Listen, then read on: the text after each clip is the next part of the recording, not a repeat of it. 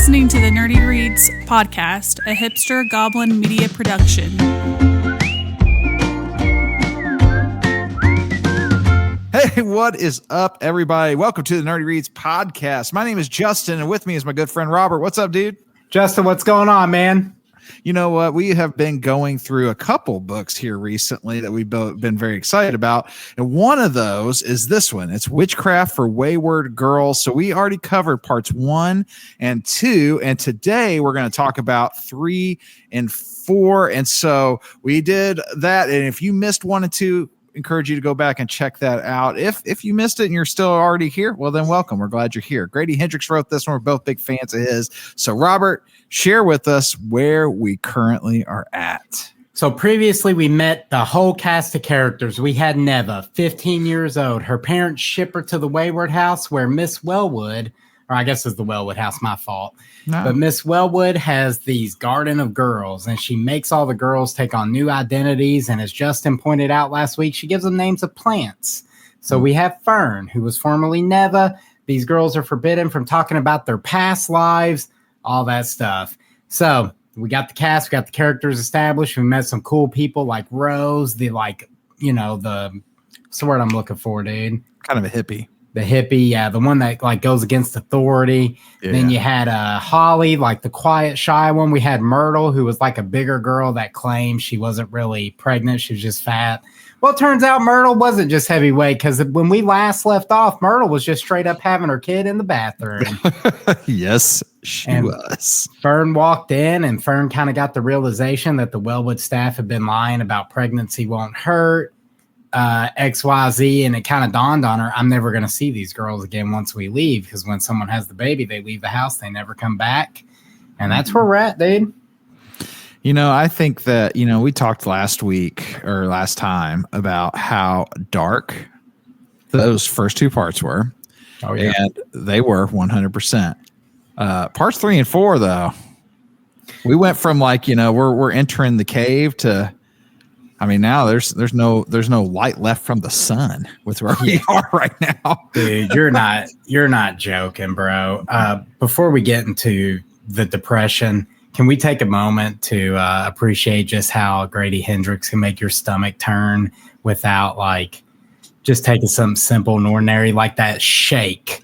Fern had to drink this shake, the upper protein intake, and they described it as it was liver, essentially. Yeah, it's like a liver shake, right? Yeah, and the description, because she refused to drink it, was like raw, bloody, and warm, and it actually made me go, ugh.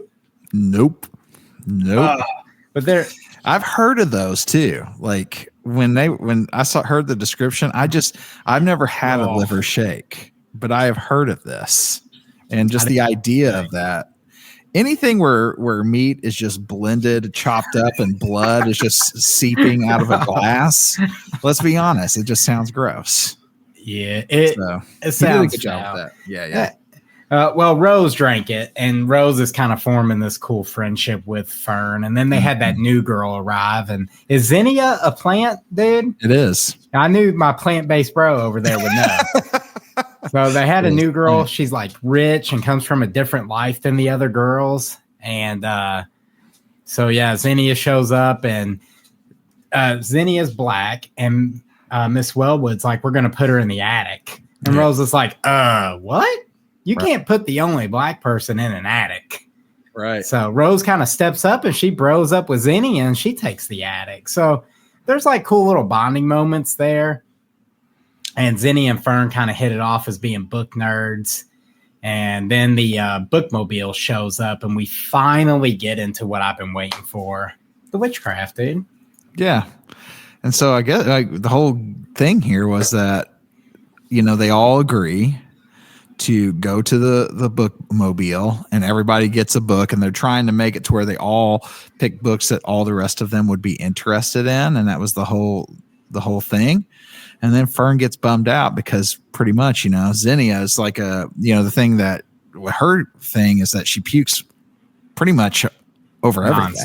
Yeah. It's like pine sol or the smell of, I don't know, just anything really. It just seems like everything made her vomit.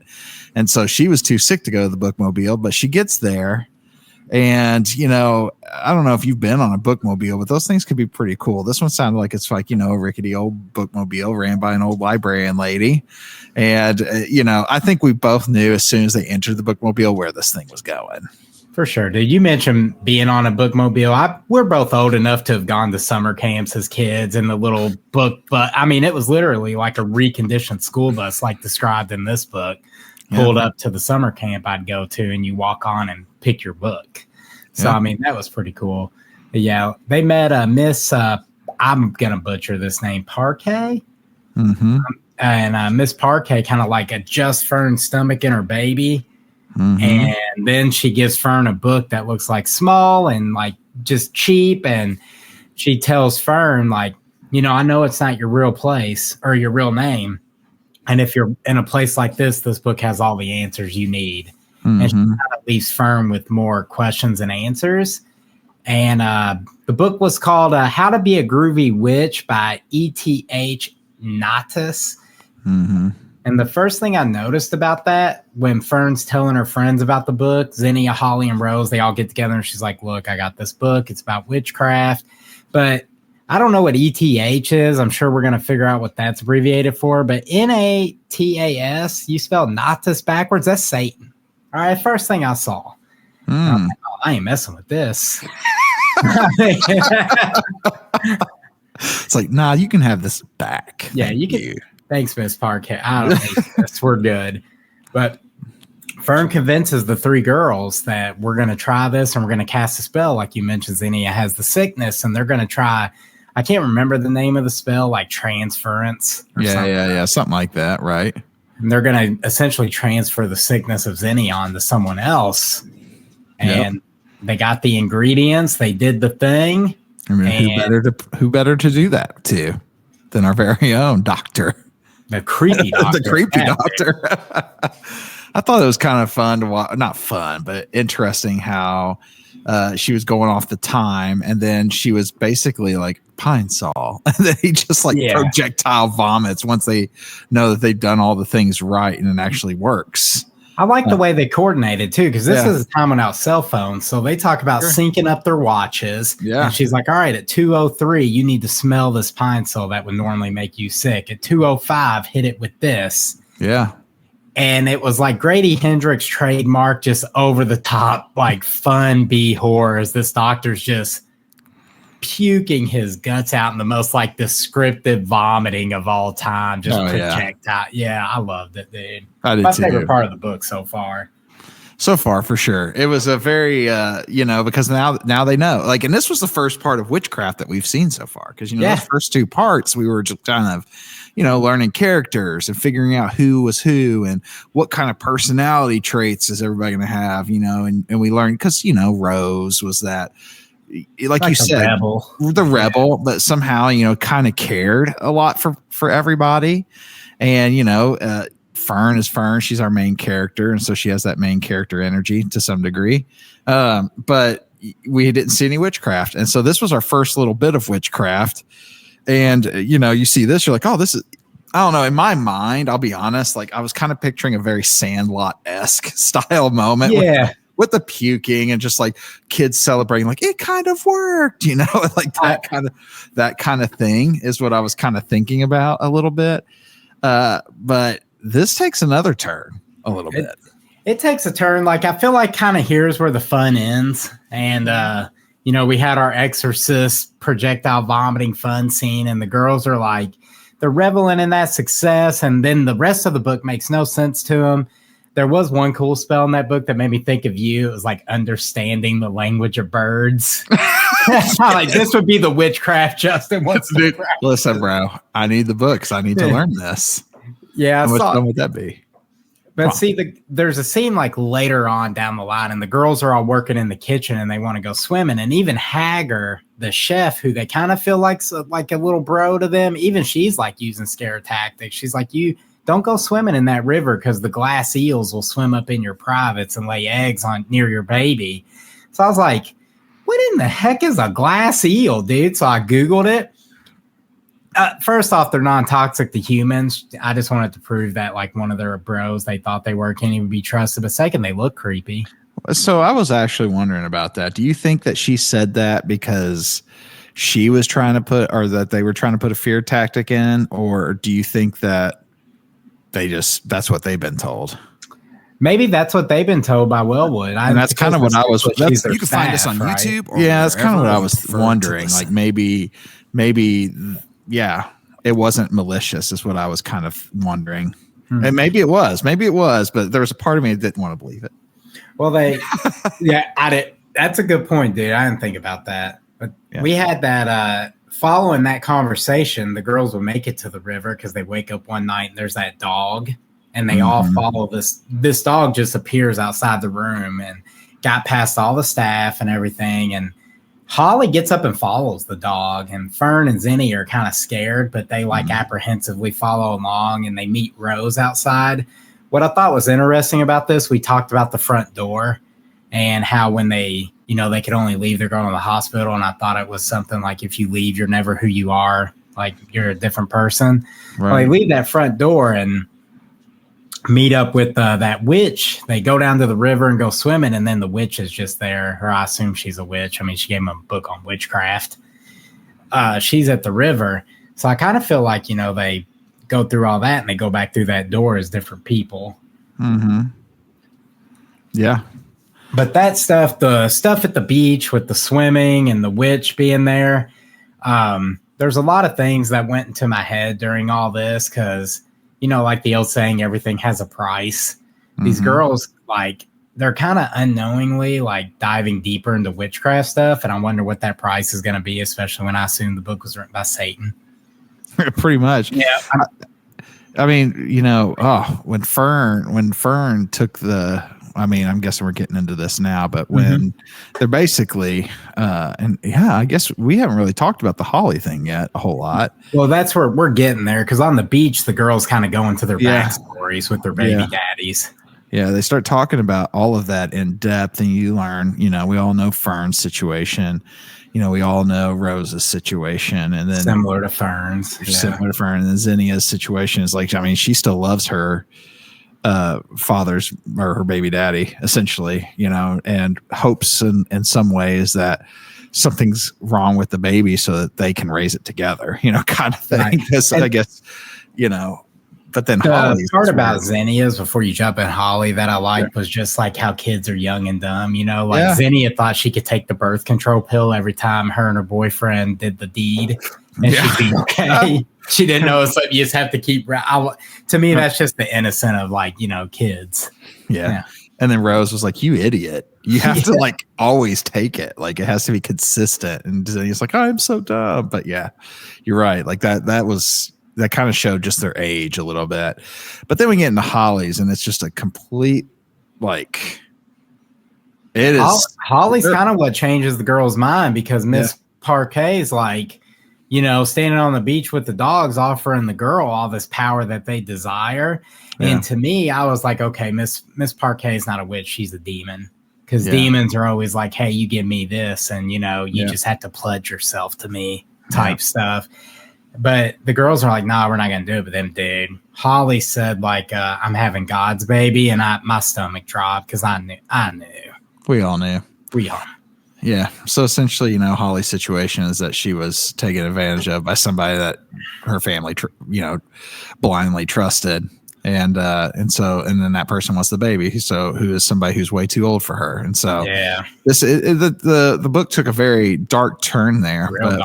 Real dark. And so all that's going on. It almost sounds cultish in a lot of ways. And so that's going on. So all the girls really are like now in this zone where they're like, nah, Holly's not going back home. Like she ain't going. There ain't no way we're sending her back there. Yeah. We're going to, whatever it takes to keep her from having to go back home, we are ready to do.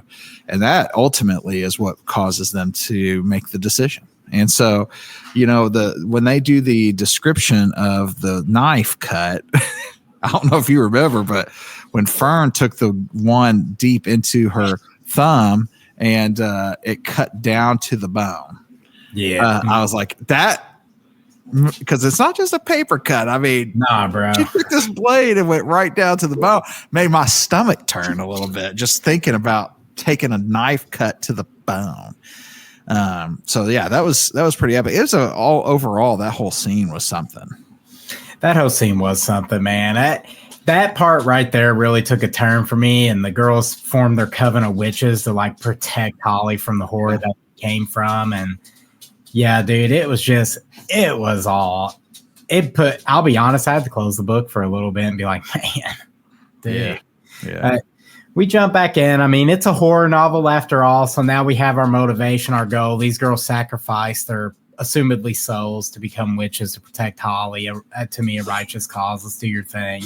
And the girls they like plan out their, part of my dog, they plan out their next moves. And they kind of want to figure out if anything's changed. And Fern noticed, like on the cover of How to Be a Groovy Witch, it was younger Miss Parkview on the cover. Right. And the book, which I thought was pretty cool, like changed. And now there's a glossary where there wasn't one before. Yeah. And Zinnia, this scares her. And she's like, I'm out. Yep. Like, I'm never going back in a room with that book. We started something that can't end well.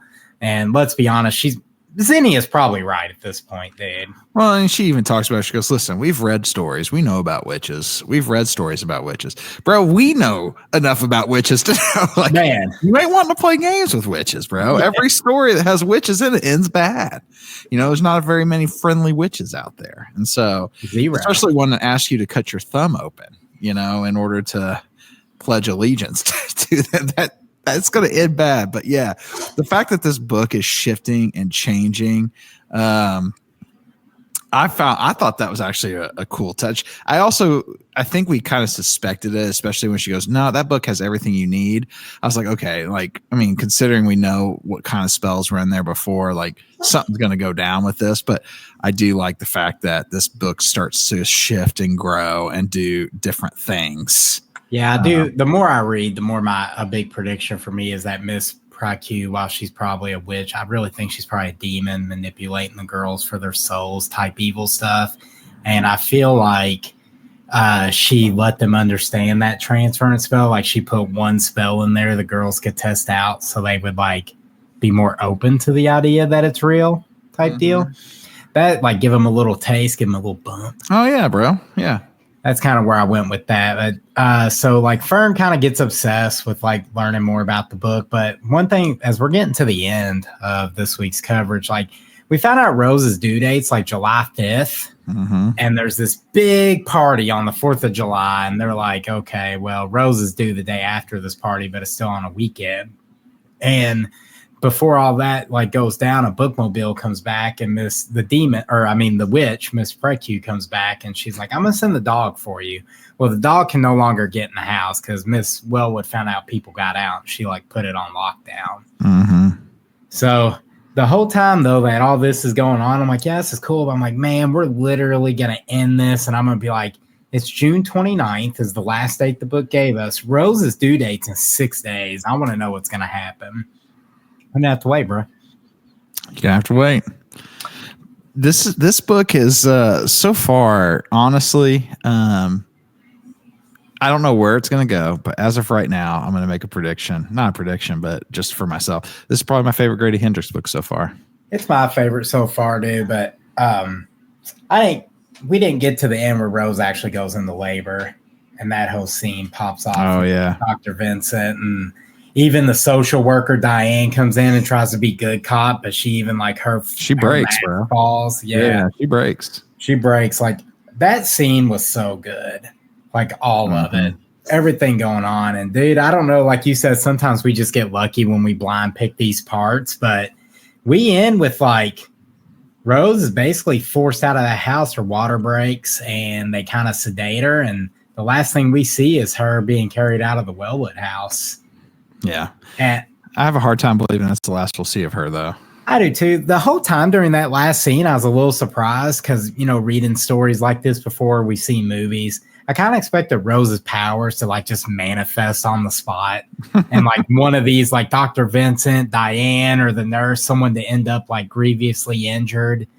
I thought something like that was going to happen. So Hendrix actually surprised me when he actually ended up having her leave the home. Yeah. Yeah, it's surprising. But again, I feel like we're going to see more of Rose. She ain't done. Right. She's not gone. And we'll figure out more about what happens to these babies too. Man. Because I'm with you. I'm that's where I'm at. Like, it's not something simple, you know. It's not going to be a thing where the baby's just magically or in some perfect family's home. And there's something going on here. This whole entire house is weird. It's all weird. Every bit of it's weird. The witchcraft 70s in Florida is weird. Yeah, 70. Florida's weird now. Imagine how weird it was 55 years ago. 100%. You know? Let's just keep it real. All right, man. You got 3 words for this one? I do, man. My 3 words are a question. All right. Trust the witch. You would say that as trust the witch? Yeah, question mark. Like, do you trust Miss Frankie, bro?